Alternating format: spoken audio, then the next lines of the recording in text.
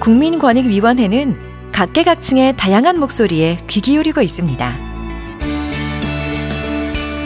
지난 한 해 블로그 기자로 활동하면서 아태 반부패 컨퍼런스 행사에 참석한 적이 있습니다. 대한민국 국민권익위원회의 위상이 높아지는 것 같아 저도 기쁘고 자랑스러웠습니다. 저희 권익위가 하고 있는 역할들이 다른 사람들과 직접 부딪히고 대면을 하면서 국민 권익을 개선을 하기 위해 노력하고 또 청렴이라는 그런 가치를 위해서 새로운 사회 질서를 만들어 나아가는 데 기여하는 역할이라고 생각을 하기 때문에 지원을 하게 되었습니다. 학부모로서 청탁금지법이 시행돼서 제일 좋았던 부분은 이제 학교에 빈손으로 가도 누구의 눈치를 보지 않고 다른 학부모님들도 편하게 학교에 들어가서 상담을 할 수 있는 장점이 가장 큰 것 같습니다. 많이 힘들고 앞이 캄캄한 그런 일들이 있었는데 국민권익위원회를 어떻게 알게 돼가지고 거기를 통해서 제가 이런 어려운 일들을 해결을 해 주셔서 제가 큰 도움을 받고 지금 이렇게 편안하게 이렇게 잘 살고 있습니다. 네, 권익위에서 도움을 상당히 많이 받았습니다. 처음 시작할 때 3년 후에 복직할 거로 예상했었는데 권익위 도움으로 6개월 이내에 복직 판결을 받아냈습니다. 아쉬운 점은 그 과정에 저는 복직 판결을 받았지만은 부당 해고를 하고 형사 고소를 한 그 회사 측에 불이익 처분을 한 사람에 대해서 공익신고자 보호법에 의해서 형사처벌이라든지 어떤 그런 벌금이라든지 어떤 그런 조치가 취해져야 재발 방지를 할 수 있는데 아직까지 그 부분이 조치가 되지 않고 있습니다. 그 부분은 상당히 아쉽게 생각하고 있습니다. 현장에서 조사하시는 조사관님들의 어떤 권한이라고 그럴까? 어떤 그 업무를 진행하시는 데 있어서 제도적인 뒷받침이 이렇게 크게 되질 않았습니다. 따라서 자료 제출 요청이나 또는 뭐 어떤 참고인을 불러서 조사를 하는 데 있어서 협조가 안 될 때는 과태료라든가 이런 것들을 처분할 수 있는 제도적 뒷받침이 되었으면 합니다.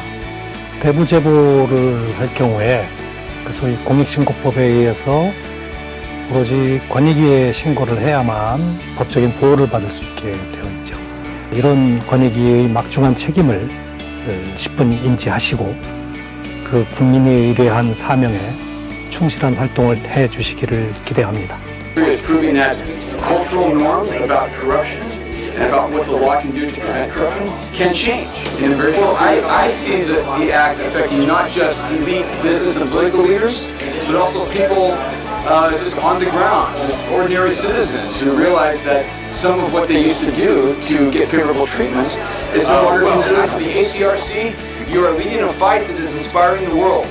And it's not just South Koreans that need you to continue the fight, the whole world needs you to do that. So you can continue to be an example of what effective anti-corruption enforcement looks like.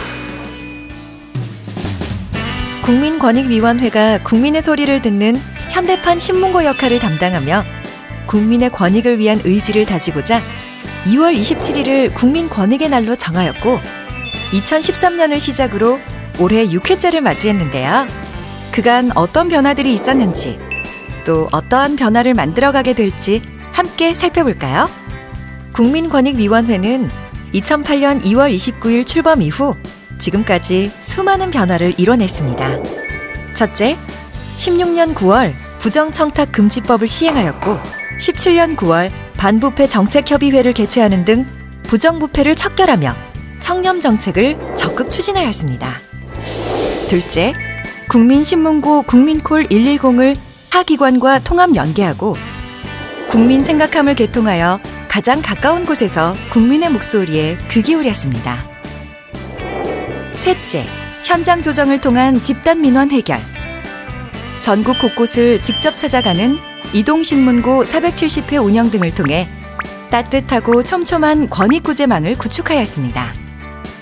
그리고 2018년 국민권익위원회는 어떤 활동들을 계획하고 있을까요? 청렴한 사회, 국민권익위원회가 만들어 가겠습니다.